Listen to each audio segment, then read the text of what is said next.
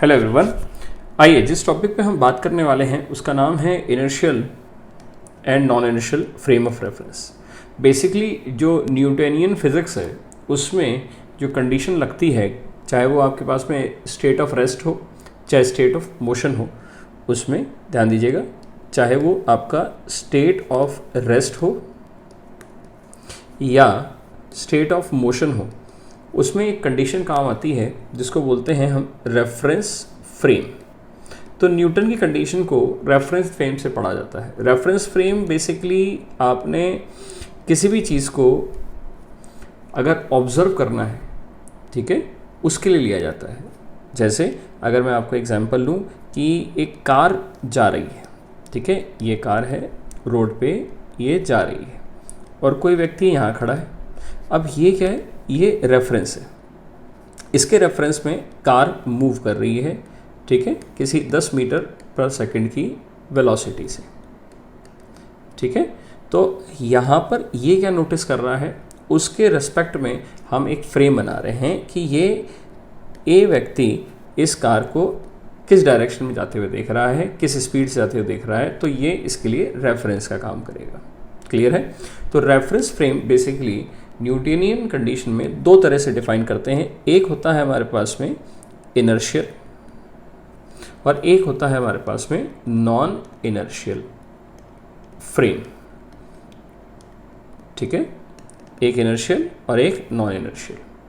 Now जब आप inertial और नॉन इनर्शियल में बात करते हैं तो यहाँ पर ध्यान रखिएगा कि इनर्शियल क्या होंगे और नॉन इनर्शियल क्या होंगे, ठीक है। इनको हम बाइफरकेट कर सकते हैं दो टॉपिक्स में, दो तरीके से देखेंगे कैसे।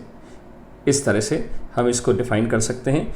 इनर्शियल फ्रेम ऑफ रेफरेंस में जो बॉडी है, ठीक है, या जो भी ऑब्जर्वर है, ऑब्जर्वर जो होगा that will be either eight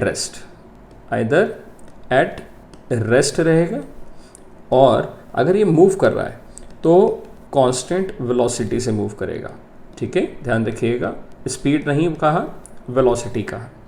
पर हम जानते हैं कि हमारे साइंस में there is no absolute rest and no absolute motion. तो आपको एक रेफरेंस मानते हुए चलना पड़ेगा, जिसमें हम ध्यान दीजिएगा अर्थ को रेफरेंस मानते हुए चलते हैं और अर्थ को हम रेस्ट की कंडीशन में ट्रीट करते हैं, ठीक है, रेस्ट की कंडीशन में ट्रीट करते हैं। तो रेस्ट की कंडीशन में आपको ध्यान देना है कि अर्थ के रेफरेंस में वो बॉडी या तो रेस्ट पे होगी या फिर कांस्टेंट वेलोसिटी से चल रही होगी, माने वो ऑब्जर्वर। तो ये इनर्शियल फ्रेम कहलाएगा, ठीक है। नॉन इनर्शियल फ्रेम क्या है?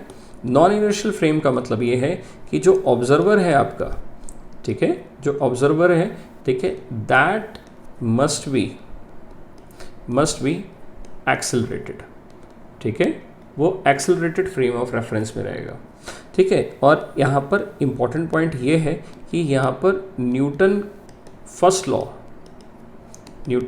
Law is not valid.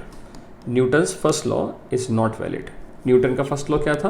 Newton का फर्स्ट लॉ बेसिकली था ही हमारे पास में इस चीज़ को डिफाइन करना कि कोई बॉडी रेस्ट में है या फिर मोशन में है, ठीक है। तो न्यूटन की कंडीशन के अनुसार आपके पास में जो इनर्शियल फ्रेम ऑफ रेफरेंस में ही वो सारी कंडीशन लगती है, ठीक है। तो कह सकते हैं कि in inertial frame here Newton first law is valid.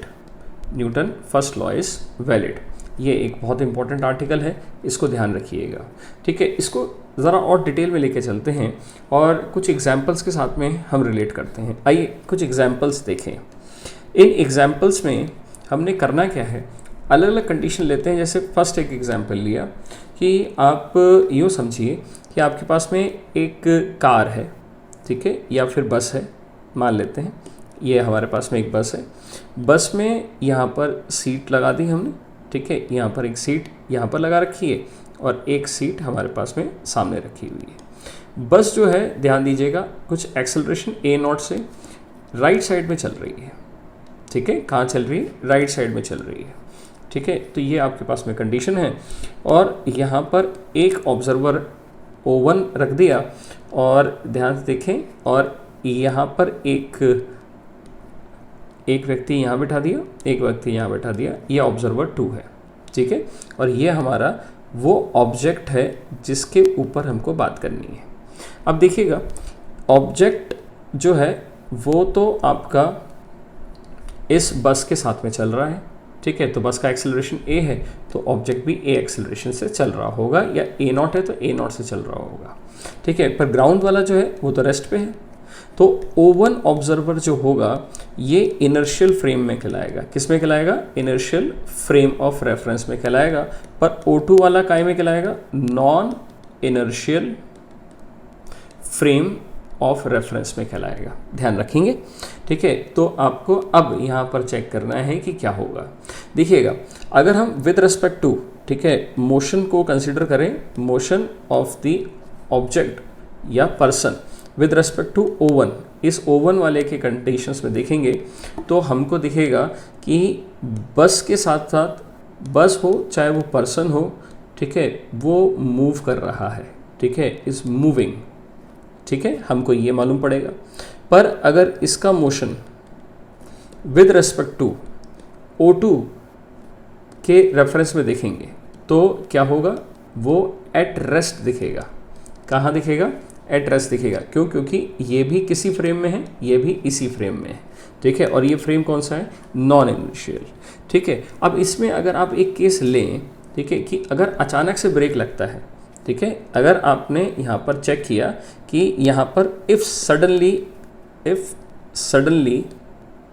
Not slowly, suddenly bus stops, बस अगर सडनली रुकती है तो क्या होगा? ठीक है, O1 जो होगा, ठीक है, वो चेक करेगा कि बस अचानक से रुकी, ठीक है, तो O1 ने क्या नोटिस किया? ठीक है, बस स्टॉप्स, ठीक है। पर O2 वाला क्या ऑब्जर्व करेगा इसके ऊपर कि बस जब रुकी, ठीक है, बस जब रुकी तो यहाँ पर एक जर्क लगेगा, ठीक है, जर्क, और ये जर्क किसको एक्सपीरियंस होगा?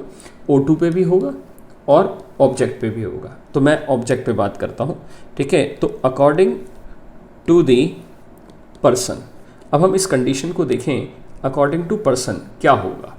अकॉर्डिंग टू पर्सन यहाँ पर क्या होगा? तो अकॉर्डिंग टू पर्सन, ठीक है, यहाँ पर ये एक्सपीरियंस करेगा, एक्सपीरियंसेस अ जर्क, ठीक है, और ये सडन जर्क जो लगेगा उसका कारण क्या है? इन न्यूटन्स फर्स्ट लॉ, ठीक है, बिकॉज ऑफ न्यूटन्स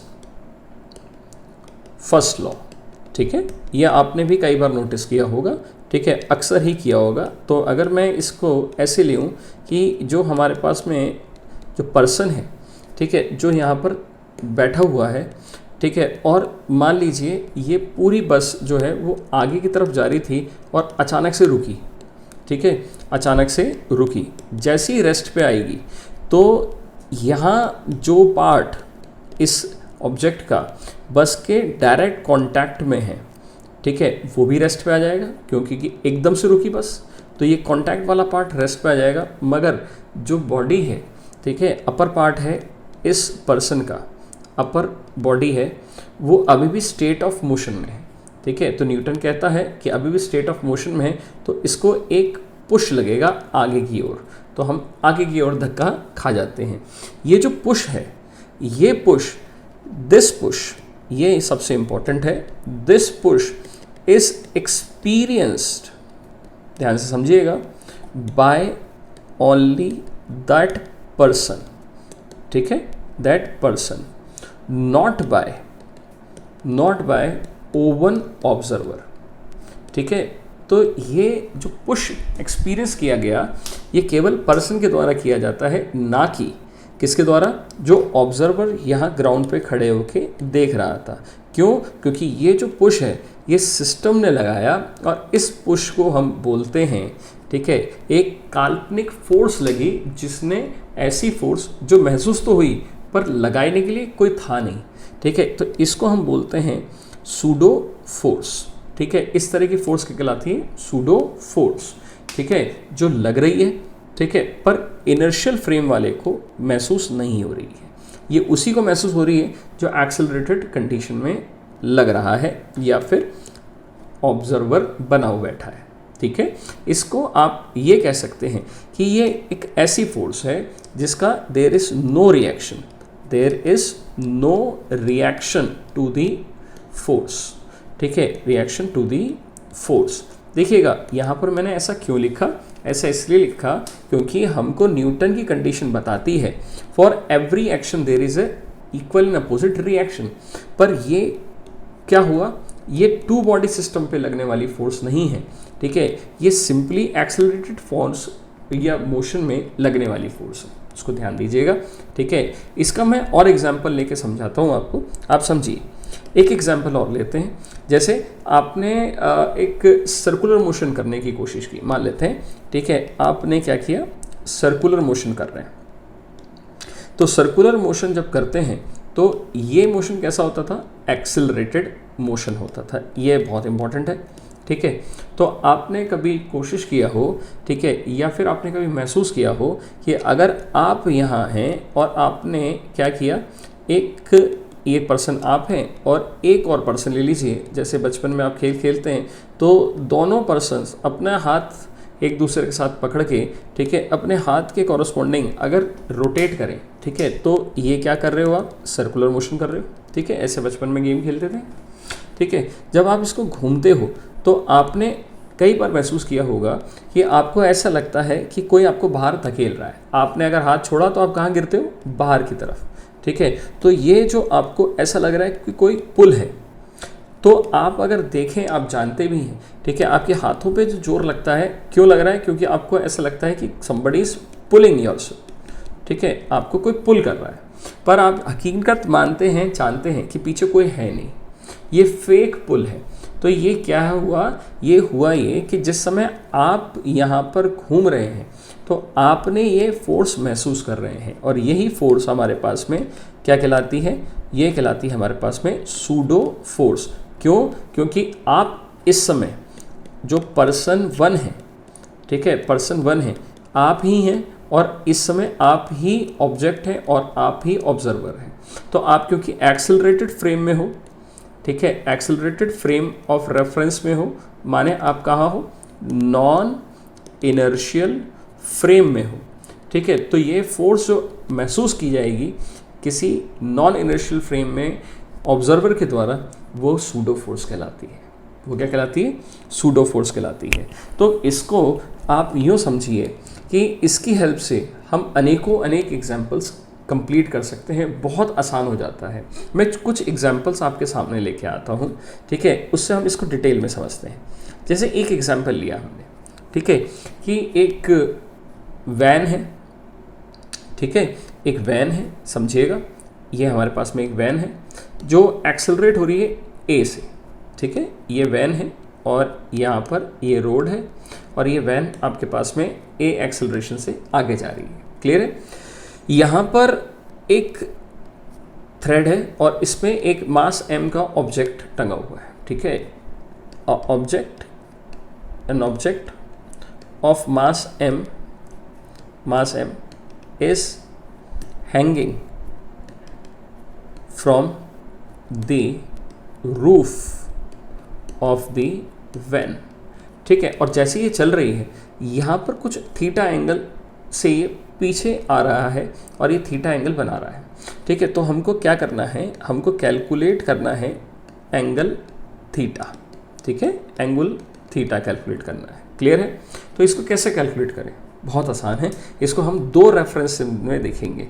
एक रेफरेंस वो जो कहलाएगा आपके पास में इनर्शियल, ठीक है, आइए इसको सॉल्व करते हैं। एक वो रेफरेंस जो इनर्शियल फ्रेम में कहलाएगा और एक वो जो non inertial frame of reference कहलाएगा। मैं एक ही कंडीशन को दोनों तरीके से आपके सामने सॉल्व करता हूँ, ठीक है। आइए देखते हैं। पहले मैं इनर्शियल के साथ में सॉल्व करूँ, फिर नॉन इनर्शियल, ठीक है। तो यहाँ पर यहाँ समझिएगा कि अगर आप यहाँ पर हैं ग्राउंड पे तो आप कौन से कंडीशन में, इनर्शियल में, ठीक है। आप ज़रा सोच के देखें कि ये जो आपके पास में वर्टिकल है और ये ऑब्जेक्ट है जिसका मास m है, तो ऑब्वियस सी बात है ग्रेविटी खींच रही होगी तो mg लगेगा। ये थीटा है तो रस्सी पे कुछ ना कुछ टेंशन लगेगा, ठीक है। तो ये भी थीटा हुआ, तो यहाँ पर ये क्या हुआ, सोचिएगा t cos थीटा, और यहाँ पर क्या लगेगा, t sin थीटा। अब थीटा एंगल पे अगर ये बैलेंस्ड है ठीक है, तो हम जानते हैं कि टी कॉस थीटा किसके बराबर होना चाहिए, बताइए, mg। और यहाँ पर सोचिएगा बॉडी आगे जा रही है तो ऑब्जेक्ट भी आगे जा रहा होगा, क्यों, क्योंकि वैन अगर आगे जा रही है तो इससे रिलेटेड सभी पार्टिकल्स आगे जा रहे होंगे। ठीक है, तो हमको ग्राउंड वाला बताएगा कि इसमें ये टिल्ट इसलिए हुआ और आगे इसलिए जा रहा है क्यों, क्योंकि यहाँ पर टी साइन थीटा इस बॉल पे काम कर रहा है, इस बॉल पे काम कर रहा है। ठीक है, और इनको अगर हम डिवाइड करें तो a/g equal to tan theta और a equals to g tan theta होता है। बहुत आसान है, पर कई बार होता क्या है, कई बार कॉम्प्लेक्स केसेस आ जाते हैं तो हमको यूज़ करना पड़ता है सूडो फोर्स। ठीक है, तो यहाँ पर हम यूज़ करेंगे सूडो फोर्स। ठीक है, यहाँ पर हम यूज़ करेंगे सूडो फोर्स। ठीक है, ठीक है, सूडो फोर्स हमारे पास में कब यूज़ होगी, और देखिएगा सबसे सिंपलेस्ट फॉर्म है किसी भी कॉम्प्लिकेटेड फोर्स को करने के लिए।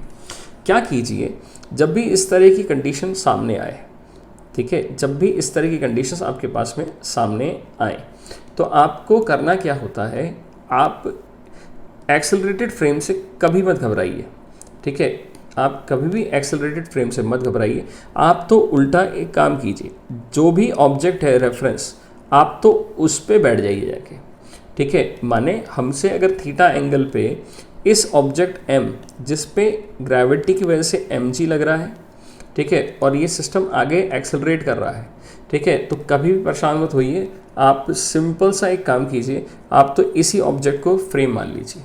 ठीक है, तो बोल सकते हैं treat the object as non inertial frame. ठीक है, और सिट ऑन इट। ठीक है, सिट ऑन इट, बैठ जाइए जाके उसमें। अब आप इस पर अगर बैठ गए तो आप ही ऑब्जर्वर हो गए, सोचिएगा, ये मैंने ओ बोल दिया। अब आप क्या करो, try to convert this object या this frame to be inertial. अब क्या करो, try to convert this object into inertial frame. इसको इनर्शियल फ्रेम बनाने की कोशिश करें। ठीक है, तो इनर्शियल फ्रेम बनाएंगे तो क्या होगा, देखिएगा, यहाँ पर तो टेंशन काम आएगी, तो ये आ गया आपके पास में टी कॉस थीटा, ये क्या आएगा, ये आएगा टी साइन थीटा, ये तो आएगा ही आएगा, ये तो टेंशन है। ठीक है, अब बॉडी कहाँ जा रही थी, आगे। अब आप समझो, हम इस पे क्या करेंगे, अगर मैंने इस पे, या मैं इसको अलग से आपके लिए बनाता हूँ, ध्यान से समझिएगा, ये आपके पास में वर्टिकल फ्रेम था। ठीक है, ये वर्टिकल है, और आपने इस ऑब्जेक्ट को, ध्यान दीजिएगा, ये रहा। ठीक है, ये पूरा ऑब्जेक्ट, ये पूरा सिस्टम कहाँ जा रहा था, सोचिएगा, ये आगे जा रहा था। ठीक है, तो ये बॉडी भी आगे जा रही थी। अब ये, अगर ये बॉडी आगे जा रही थी, ठीक है, ऑब्वियस सी बात है, जा रही थी, तो मुझे इस m मास की बॉडी को अगर रोकना है, ठीक है, तो इनर्शियल फ्रेम में लाना पड़ेगा। मैंने इनर्शियल फ्रेम में क्या करना था, ठीक है, हम इसको मोमेंट्री रेस्ट पे लाने की कोशिश करते हैं, तो रेस्ट पे लाने के लिए क्या करूँ, ठीक है, ये एक काम करो, इस m मास की बॉडी को आप आगे लेके जा रहे थे, तो इस पे फोर्स कितनी लग रही थी, बताइए, आगे की तरफ। ठीक है, फॉरवर्ड फोर्स कितनी लग रही थी, इसका मास, ठीक है, ये बहुत इंपॉर्टेंट है, ऑब्जेक्ट मास, ठीक है, और सिस्टम का एक्सेलरेशन। तो अगर मैं इसको पीछे उतना ही फोर्स दे दूं, ठीक है, जिसको हमने क्या कहा, जो है नहीं उसको कहा सूडो फोर्स। ठीक है, इसको क्या मान लिया, सूडो फोर्स। ठीक है, तो सिस्टम क्या होगा, रुक जाएगा, वही काम यहाँ करना है। ठीक है, तो यहाँ पर इस m मास को, ठीक है, हमने क्या किया, एक्सेलरेट करा दिया पीछे की तरफ, तो ये मोमेंटरी रुक गया। अब आपको करना क्या है, अब आप देखिएगा, ठीक है, ये आ गया टी कॉस थीटा, और यहाँ पर क्योंकि ये थीटा है, और ये क्या आ गया, टी साइन थीटा, और नीचे क्या आएगा, mg। अब आपके पास में इस सिचुएशन को सोचना कितना आसान है कि टी साइन थीटा बैलेंस किसको कर रहा है, इस सूडो फोर्स को कर रहा है। ठीक है, और टी कॉस थीटा किसको बैलेंस कर रहा है, ऑब्वियस सी बात है, mg को कर रहा है। दोनों को डिवाइड करेंगे तो tan theta equal to a/g, या फिर a इक्वल टू कितना आ गया, g टेन थीटा। देखिएगा, कितना आसान सा कंडीशन हो जाएगी। तो अगर आप सलाह माने तो आपको नॉन इनर्शियल फ्रेम को ही चेक करिए और इनर्शियल फ्रेम में कन्वर्ट करने की कोशिश कीजिए। एक एग्जांपल और लेते हैं, एक सिंपल सा एग्जांपल लेते हैं, एक वेज प्रॉब्लम लेते हैं। आइए ध्यान देते हैं वेज प्रॉब्लम, ठीक है। एक फिसल पट्टी वाली प्रॉब्लम लेते हैं। फिसल पट्टी वाली प्रॉब्लम में, ठीक है, हम बोल सकते हैं कि ब्लॉक मास m का है, ठीक है, स्टेज फ्रीली, ठीक है, रखा हुआ है freely on a smooth incline plane, ठीक है, on a smooth incline plane, ठीक है, विच इज एक्सेलरेटिंग, ठीक है, with a naught, which is accelerating, ठीक है, with a naught acceleration, ठीक है, a naught acceleration से, ठीक है। तो आपको करना क्या है, आपको कैलकुलेट करना है दो चीज़ें, फाइंड नॉर्मल रिएक्शन, ठीक है, नॉर्मल रिएक्शन, और दूसरा आपको बताना है कि ये किस एक्सेलरेशन से चले जिससे ये सिस्टम रेस्ट पे रहे, ठीक है, ये किस एक्सेलरेशन से चलेगा जो ये रेस्ट पे रहे। क्लियर है? मैं वैज बना देता हूँ आपके लिए, ये देखिएगा, ये हमने वैज बना दिया, ठीक है, ये एक वैज बन गया फिसल पट्टी जो थीटा एंगल पे है, और यहाँ पर एक ब्लॉक m रखा है, जो रखा है सिर्फ, और ये पूरा सिस्टम कहाँ से जा रहा है, a नॉट एक्सेलरेशन से आगे जा रहा है। क्लियर है? ये आपका ग्राउंड है, ठीक है, ये ग्राउंड है, और ग्राउंड भी क्या है, स्मूथ है, ठीक है, ये कंडीशन दे रखी है, ग्राउंड भी क्या है, स्मूथ है। अब अगर ये रेस्ट पे है विद रिस्पेक्ट टू वेज, ठीक है, तो क्या हो रहा होगा, अब आप चेक करिए। तो सोचो कि जो वेज है अगर ये चल रहा है, ठीक है, सोच के देखो, अगर वेज चल रहा है, जो कि चल रहा है, जो कि एक्सेलरेटेड है, तो एक्सेलरेटेड है इसका मतलब ये वेज है क्या, ठीक है। अब आपने इस वेज पे अगर आप चढ़ गए जाके, ठीक है, आप बन गए ऑब्जर्वर, तो आप कौन से फ्रेम में हो, ठीक है, if you are sitting on the wedge which is accelerating, तो इसका मतलब क्या है, आप कौन से फ्रेम में हो, ठीक है, नॉन इनर्शियल फ्रेम में हो, ठीक है, काय पे हो, नॉन इनर्शियल फ्रेम में हो। अब क्योंकि आप नॉन इनर्शियल फ्रेम में हो, दैट मीन्स, ठीक है, अब आपको करना क्या पड़ेगा, कन्वर्ट कीजिए इसको, convert it into inertial frame, ठीक है, इनर्शियल फ्रेम, और उसके लिए क्या करना पड़ेगा, ठीक है, स्टॉप करना पड़ेगा आपको ऑब्जेक्ट को, स्टॉप द ऑब्जेक्ट। कैसे करोगे, आप यहाँ देखिएगा, ये आगे जा रहा है, क्योंकि वेज आगे जा रहा है, तो वेज पे पड़ा हुआ हर ऑब्जेक्ट आगे जा रहा है, तो इसको आप क्या करोगे, m इंटू ए नॉट, आगे की तरफ फोर्स लग रहा है ग्राउंड के रेफरेंस में, तो हम अब इसको क्या करेंगे, पीछे की तरफ लगा देंगे, जिससे ये सिस्टम मोमेंटली रुक जाएगा। तो जिस ऑब्जेक्ट पे आपको चर्चा करनी है, ये मेन मुद्दा है, केवल उसी रेफरेंस पे बात करेंगे, केवल उसी पे बात करते हैं, बाकी पूरे सिस्टम पे बात नहीं करते, ठीक है। तो आइए इसको सॉल्व करते हैं। तो ये रहा मेरे पास में ये ऑब्जेक्ट, ठीक है, बनाते हैं इसको, और इसका फ्री बॉडी डायग्राम मेंटेन करते हैं। आइए इसका फ्री बॉडी डायग्राम ज़रा बनाएं कि क्या क्या होगा। तो देखिएगा, mg नीचे लग रहा है, ठीक है, mg नीचे लग रहा है, क्लियर है। नॉर्मल रिएक्शन ऐसे लग रहा है, mg के दो कंपोनेंट हुए, ये थीटा, तो ये थीटा, यहाँ पर mg साइन थीटा इधर लग गया, और यहाँ पर mg कॉस थीटा इधर लग गया। अब आपको इस ऑब्जेक्ट को अगर रोकना है तो आप क्या करेंगे, आप यहाँ पर इस डायरेक्शन में, क्योंकि सिस्टम तो आगे जा रहा है ना ए नॉट से, तो अब m a नॉट यहाँ पर आप लगाएंगे सूडो फोर्स, ठीक है, आप अप्लाई करेंगे सूडो फोर्स, ठीक है, आप अप्लाई कर देंगे यहाँ पर सूडो फोर्स, ठीक है, यहाँ सूडो फोर्स लग गई अपोजिट में। ये एंगल कितना बना रही होगी सूडो, ठीक है, थीटा, तो इसके दो कंपोनेंट हो गए, ठीक है, एक हो गया M A naught cos theta और एक हो गया आपके पास में M A naught sine theta. ठीक है, क्लियर है आपको, यहाँ तक चीज़ें आ रही हैं समझ में? चलिए बहुत अच्छी बात है। ठीक है, तो ऑब्जेक्ट, ठीक है, फॉर द ऑब्जेक्ट, ठीक है, या block to be at rest with respect to wedge, अगर हमको चेक करना है तो इसका मतलब यहाँ ये फोर्स इस फोर्स के बराबर होगी, तो M A naught cos theta equal to कितना आएगा, एम जी साइन थीटा। ठीक है, इसका मतलब ए नॉट कितना आ गया, जी टेन थीटा, ध्यान समझिएगा।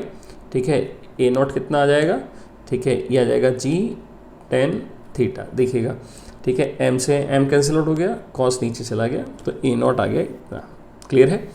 और अब आप चेक कर लें, ठीक है, अब आप चेक कर लें कि आपके पास में एन कितना आ रहा है, तो एन आप बैलेंस करेंगे तो नॉर्मल रिएक्शन बैलेंस हो जाएगा आपके पास में कितने से, M A naught sine theta, M A naught sine theta plus M G cos theta. ठीक है, एम जी कॉस थीटा। आपने ए नॉट कैलकुलेट कर लिया है, ठीक है, आपने ए नॉट कैलकुलेट कर लिया है, पुट कर दीजिए। ठीक है, तो आ गया एम और यहाँ कितना आ गया, देखिएगा, g tan theta into sine theta plus M G cos theta. ठीक है, एम जी कॉस थीटा। तो इस तरह के आप अनेकों अनेक कंडीशन लेके सॉल्व कर सकते हैं। बस आपको ध्यान रखना है कि आपका जो एग्जाम्पल है सूडो फोर्स से संबंधित, आपको उसके लिए काम क्या करना है, नॉन इनर्शियल फ्रेम को, ठीक है, इसको इनर्शियल फ्रेम में कन्वर्ट करने की बात है और यही हमारे पास में सूडो कहलाती है। ठीक है, यही हमारे पास में सूडो कहलाती है। जैसे अगर आप सर्कुलर मोशन भी कर रहे थे, ठीक है, तो सर्कुलर मोशन में भी आपने पाया है कि ऑब्जेक्ट हमको बाहर की तरफ धकेलता हुआ लगता है, तो हम क्या करते हैं, हम इसी कंडीशन को पढ़ते हैं कि जो अंदर फोर्स लगता है, ठीक है, ग्राउंड के रेफरेंस में, वो कहलाता है सेंट्रीपिटल। ठीक है, पर हमको जो सूडो महसूस होता है, ठीक है, हमको जो सूडो महसूस होता है वो कौन सा होता है, सेंट्रीफ्यूगल। ठीक है, सेंट्रीफ्यूगल। क्लियर है?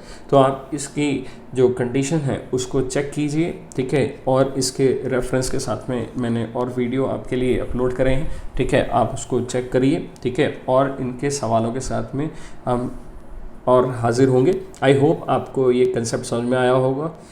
Thank you for watching.